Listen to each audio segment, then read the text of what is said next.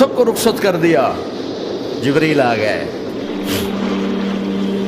یا رسول اللہ موت کا فرشتہ دروازے پر ہے, اندر آنے کی اجازت چاہتا.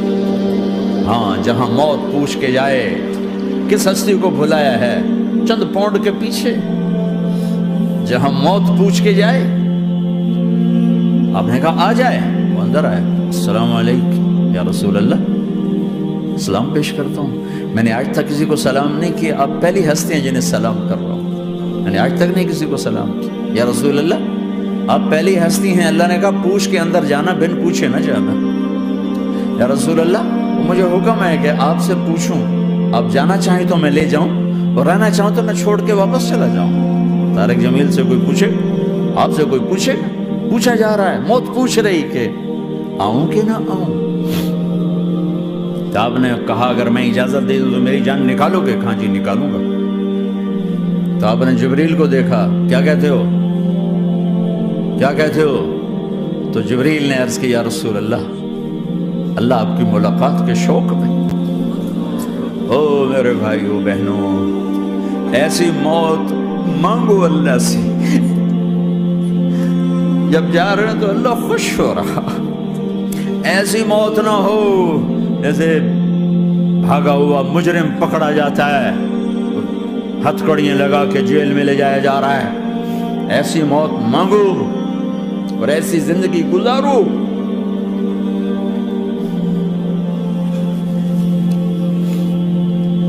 موت ہمارے لیے راحت, اللہ خوش ہو رہا. جب سعد بن معاذ کا انتقال ہوا تو آپ نے فرمایا, میرے نبی نے فرمایا, سعد بن معاذ بڑے صحابہ میں, میرے نبی نے فرمایا کہ آج اللہ کا عرش خوشی سے جھوم اٹھا ہے. چونکہ وہاں تو جا رہے ہیں نا, یہاں سے نکلنا ہے, وہاں تو پہنچنا ہے, وہاں تو خوشی ہے, یہاں غم ہے. تو ہم نے کہا, میرے نبی نے فرمایا کہ آج میرے اللہ کا عرش سعد کے پہنچنے پر خوشی میں جھوم اٹھا ہے. ایسی موت مانگو. کیا کر رہے ہو, کدھر جا رہے ہیں؟ اس دھوکے کے گھر, اس مچھر کے پر, اس مکڑی کے جالے, اس دکھوں کے گھر, اس غموں کی دنیا میں کیا ڈھونڈتے ہو؟ جاؤ اللہ کو ڈھونڈو, جاؤ اس کے حبیب کو ڈھونڈو, جاؤ مزے کی زندگی یہاں گزارو, مزے کی نیند قبر میں پوری کرو, اور جنت میں ہمیشہ کی راحتوں کے مالک بن جاؤ. کہ یا رسول اللہ, اللہ ملاقات کے شوق میں ہے. تو میرے نبی فرماتے کہ میرے حسنین کا کیا ہوگا؟ میں تو دیکھ رہا ہوں ایک زہر میں تڑپتا ہے, ایک بچوں سمیت نیزے پہ چڑھا ہوا ہے. ویسے بھی محرم ہمیں یاد دلاتا ہے کہ اللہ کو راضی کرنے کے لیے آخری حدوں تک پہنچنا بھی کامیابی کا صحرا گلے میں ڈالنا ہے. ایک نے فتح کا جھنڈا گاڑا, قیامت تک کے لیے ذلت اس کے ماتھے کا نشان بن گئی. ایک نے سر کٹا کے نیزے پہ چڑھایا اور قیامت تک کے لیے عزت کا صحرا گلے میں ڈال دیا. کیوں کہ ایک دنیا کی بازی ہارا پر اللہ کو لے کے جیت گیا, اور ایک دنیا کی بازی جیتا اور اللہ کو کھو کے ہار گیا.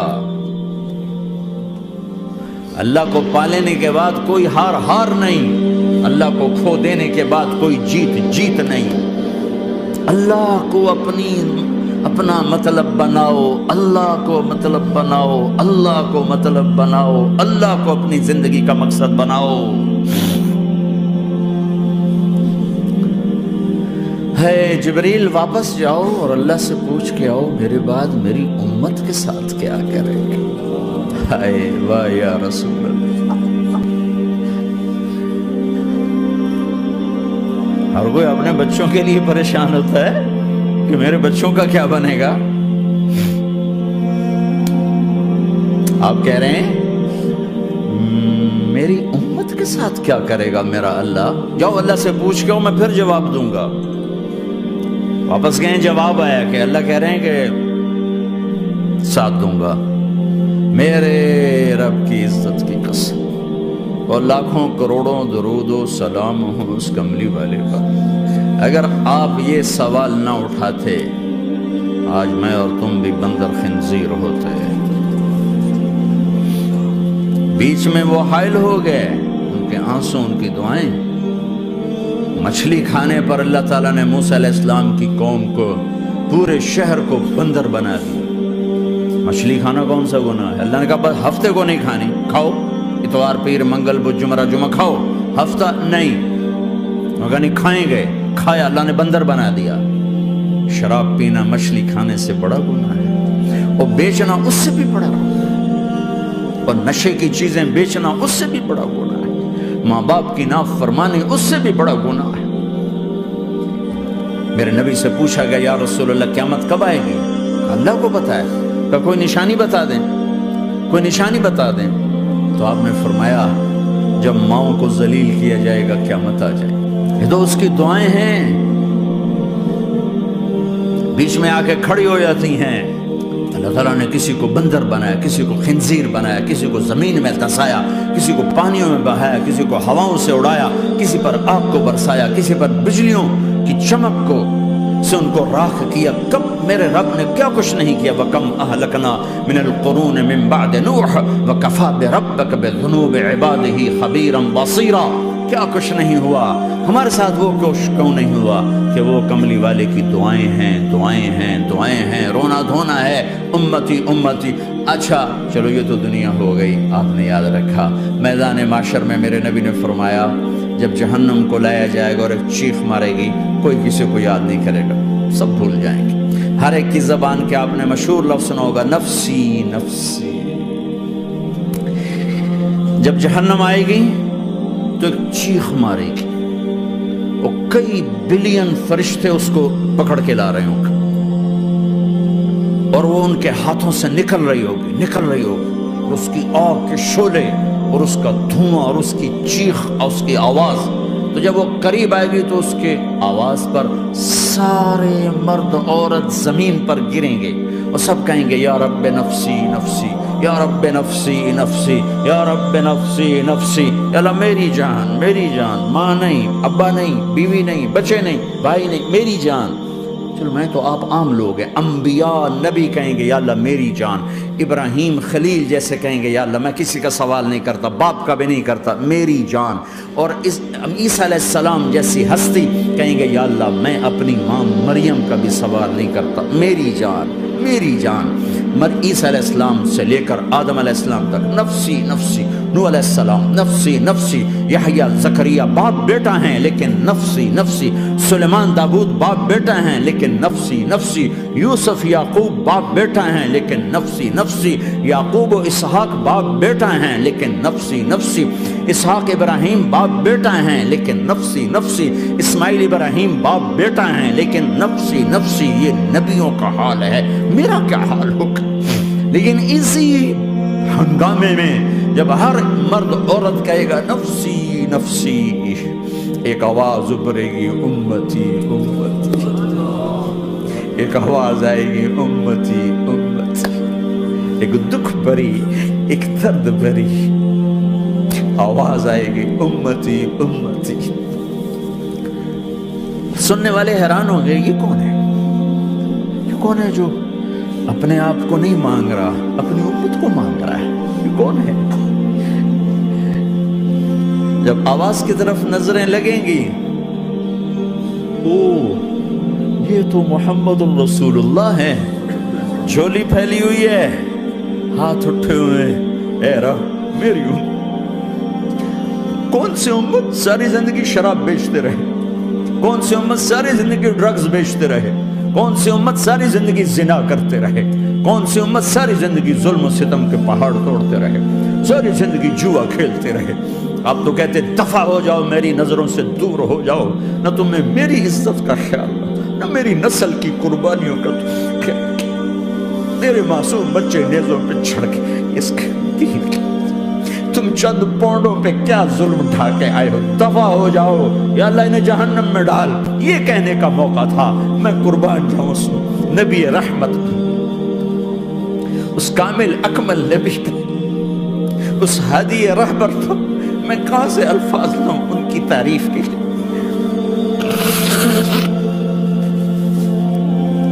دو ہستیوں کا حق نہیں ادا کیا جا سکتا، ایک اللہ کا رسول، ہر ایک کا حق ادا ہو سکتا ہے، اللہ اور اس کے رسول کا حق نہیں ادا ہو سکتا۔ وہ کہتے ہیں یا اللہ ان کو آگ میں ڈال دے، انہوں نے نہ مجھے دیکھا، نہ میرا گھر دیکھا، نہ میرے پیٹ پہ پتھر دیکھے، نہ میرا راتوں کو تڑپنا دیکھا، نہ میرا مچلنا رونا دیکھا، نہ احد میں ٹوٹے دانت دیکھے، نہ طائف میں بکھرا خون دیکھا، نہ کربلا میں اولاد کے سر نیزوں پہ چڑھے دیکھے۔ دفعہ دور کر دے میری آنکھوں سے، میں قربان جو اس نبی رحمت پر۔ کہہ رہے ہیں یا اللہ میری امت، یا اللہ میری امت، یا اللہ میری امت، یا اللہ میری امت، نہ یہاں بھلایا نہ وہاں بھلایا۔ آپ کے لیے ممبر آئے گا، میرے حبیب بیٹھو، تو آپ کہیں گے اب مجھے خیال آئے گا اگر میں بیٹھا تو یہ مجھے لے کے جنت میں نہ چلا جائے، اور اللہ کہہ رہا بیٹھو تو میں کیا کروں گا؟ میں خود زمین پہ کھڑا رہوں گا، ممبر پہ ہاتھ رکھ دوں گا کہ اللہ تیری مان لی، میں ہاتھ رکھا ہوا ہے، لیکن میں بیٹھوں گا نہیں کہ میں اپنی امت کا آخری حساب کروا کے ہی جاؤں گا، ایسے نہیں جاؤں گا۔ آؤ بھائی، ہمارا نیا سال ہمارا سال تو محرم سے شروع ہوتا ہے، ویسے تو جنوری بھی اللہ کا، محرم بھی اللہ کا، سورج اللہ نے بنایا تو جنوری فروری بھی اللہ کا، اور چاند اللہ نے بنایا تو محرم ربیع الاول بھی اللہ تعالیٰ کا، دونوں ہی اللہ کے ہیں، کسی نے یہ لے لیا کسی نے وہ لے لیا۔ ہم نے چونکہ چاند کا کیلنڈر بنایا تو ہمارا تو اب سال شروع ہو رہا ہے، ہمارا تو نیو ایئر اب ہے، ہمارا نیو ایئر رونے سے شروع ہوتا ہے۔ کیسا اللہ نے نظام بنایا، کسی اور مہینے میں یہ واقعہ ہو جاتا، نہیں سال کے شروع میں یہ واقعہ رکھا ہے کہ ہر ایک کو پتہ چلے کہ ہاں نیا سال خوشی منانے کے لیے نہیں ہوتا، نیا سال آخرت کی تیاری کے لیے ہوتا ہے کہ ایک سال چلا گیا، ایک سال اور زندگی سے نکل گیا، اور بھی جلدی سے اللہ کو راضی کرنے کا کوئی کام کرنے کو، توبہ کرنے کو، اللہ کو راضی کر لیں۔ لیکن آپ کیا کہہ رہے ہیں؟ یا رب امتی امت، یا رب امتی امت، یا اللہ میری امت، یا اللہ میری امت، یا اللہ میری امت۔ اور ایسی شفقت و محبت آپ کہیں گے یا اللہ یہ میری امت کا حساب میرے حوالے کر، میں لوں گا تو نہ لے، میں لوں۔ تو اللہ تعالیٰ فرمائیں گے آپ کیوں لینا چاہتے؟ کہیں گے میں اس لیے لینا چاہتا ہوں کہ ان کے جتنے عیب ثواب ہیں نا وہ کسی کو پتہ نہ چلے، تو میرے سامنے آ جائیں تو ان کو شرمندہ نہ ہونا پڑے، تو میں قربان جاؤں۔ پھر وہ رب محمد ہے، اس نے اپنے حبیب کی لاج رکھنی ہے، وہ کہیں گے میرے محبوب اگر آپ ان کا حساب لیں گے اور آپ ان کے گناہ دیکھیں گے تو پھر ان کو آپ سے تو بڑی شرم آئے گی، نہیں میں آپ کو بھی نہیں دیتا، میں ان کا حساب پردے کے پیچھے لوں گا، کسی کو پتہ نہیں چلنے دوں گا۔ اتنی بڑی ہستی، اور آگے دیکھو طائف میں پتھر پڑ رہے ہیں، اور ہر قدم پہ پتھر پڑتے ہیں، یہاں تک کہ ایک دم پتھر پڑنے سے تو خون نہیں نکلتا، پتھر کون سا کوئی تیر ہوتا ہے، پتھر تو پتھر، لیکن اتنے پتھر پڑے پنڈلیوں کے اوپر کے پھٹ گئیں، ان سے خون نکلتے نکلتے نکلتے جو جوتا تھا پاؤں میں ایسے ساتھ ایسے چپک گئے۔ وہ ساری کائنات کے دلہا سردار بے ہوش ہو کے گرے۔ وہ آپ کے غلام زید نے نوکر تھے، انہوں نے اٹھایا کندھے پر، بھاگے، پیچھے وہ سر پہ چڑھے ہوئے پتھر مار رہے ہیں، اور آپ جتنا بھاگ سکتے تھے بھاگے، یہاں تک کہ بے ہوش ہو کے گر گئے۔ خون زیادہ نکل گیا، وہ انہوں نے کندھے پہ اٹھا دوڑ لگائی، اور آگے سامنے باغ تھا، کس کا؟ سب سے بڑے دشمن کا، مکے والے عتبہ بن ربیعہ۔ عتبہ کون ہے؟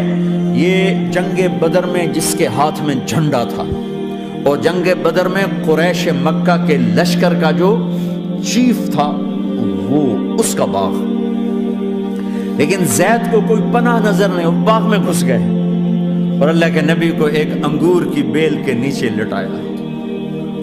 تو جان کا دشمن عتبہ، لیکن جب اللہ کے نبی کو خون و خون دیکھا تو اس کا دل بھی پگھل کے رہ گیا، کہنے لگا ہائے ہائے، طائف والوں نے محمد کے ساتھ کیا کر دیا۔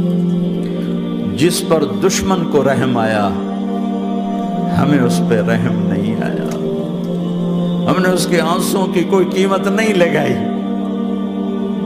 وہ اتنا ایموشنل ہوا کہ جلدی سے گیا اور پلیٹ میں انگور توڑ کے سجائے، جب جانے لگا تو پھر شرم اور وہ ایک حجاب درمیان میں آڑے آ گیا تو اپنے غلام کو بلایا، عداس کا، عداس یہ لے جا وہ جو آدمی زخمی پڑا اسے جا کر کہنا کہ تمہیں رشتہ داری کی قسم میرے انگور رد نہ کرنا، کھا لے۔ حالانکہ موقع تھا کہ قتل کرتا، ہر وقت قتل کرنے کے منصوبے بنا رہے، موقع تھا کہ قتل کرتا۔ ایسا حال تھا کہ قاتلوں کے بھی آنکھوں میں آنسو آئے، نہیں آئے تو تمہاری آنکھوں میں نہیں آئے۔ چند پونڈوں پہ اپنے نبی کو بیچ دیا، کہنے کا عداس یہ لے جا، وہ جو آدمی لیڈر پڑا اسے کہنا تو میں رشتہ داری کی قسم دیتا ہوں میرے انگور رد نہ کرنا، کھا۔ عداس آئے اور آ کر انگور پیش کیے تو اب آپ نے ایک انگور اٹھا کر بسم اللہ، تو عداس کہنے لگا یہ لفظ یہاں تو لوگ نہیں بولتے۔ آپ نے پوچھا تو کہاں کا ہے؟ کہ میں نینوا کا ہوں۔ اچھا، میرے بھائی یونس کے شہر کا، یونس علیہ السلام۔ وہ کہنے لگا وما ادراک ما یونس، آپ کو یونس کا کیسے پتا ہے؟ تو آپ نے فرمایا میں اللہ کا نبی ہوں، وہ بھی اللہ کا نبی تھا۔ تو عداس نے ایک دم آپ کے پاؤں پکڑے اور چومنا شروع کیا اور کلمہ پڑھ لیا، تو آپ کو اپنے سارے زخم بھول گئے۔ پھر جو آپ نے اللہ سے بات کی ہے نا، آئے ہائے ہائے ہائے ہائے، کیا اللہ پاک کے سامنے اللہم اشکو الیک ضعف قوتی وقلت حیلتی وقوانی علی الناس، اے میرے رب آج تجھ سے گلہ نہ کرو، آج تجھ سے گلہ نہ کرو، تو نے مجھے کن کے حوالے کر دی، تو نے مجھے کن کے حوالے کر دی، الی عدو ملکتہ امری اور بعید یتجحم، ایسے دشمنوں کے حوالے تو نے کیا جنہوں نے میرا یہ حال کر دیا، تو اس سے کون سا چھپا ہوا ہے؟ ساتوں آسمان لرز گئے، عرش کانپ اٹھا، اور جبریل فرشتے کو لے کر ایک سیکنڈ کے کروڑویں حصے میں حاضر، یا رسول اللہ حکم فرمائیں اطبق علیہم الاخشبین، یہ دو پہاڑ اٹھاؤں گا اور یوں ایسے چکی کی طرح یوں کر دوں گا۔ نبی رحمت، نبی رحمت، نبی رحمت۔ ارے تم تو آپس میں رحمت نہیں رہے ہو، ایسی فرقہ واریت کی آگ میں جلے ہو کہ ایک دوسرے کو سلام کرنا چھوڑ گئے، ایک دوسرے کے پیچھے نمازیں پڑھنا چھوڑ گئے۔ اور جاؤ پاکستان میں دیکھو ایک دوسرے کے خون کے پیسے پھر رہے ہیں، یہ کون سی امت ہے؟ یہ کون سا اسلام ہے؟ حضرت عائشہ نے پوچھا یا رسول اللہ آپ کو سب سے زیادہ تکلیف کہاں پہنچی؟ کہ طائف میں، طائف میں 23 برس میں سب سے زیادہ تکلیف کہاں پہنچی؟ فرمایا طائف میں۔ جنہوں نے اتنی زیادہ تکلیف پہنچائی تھی ان سے بدلہ لینے کا وقت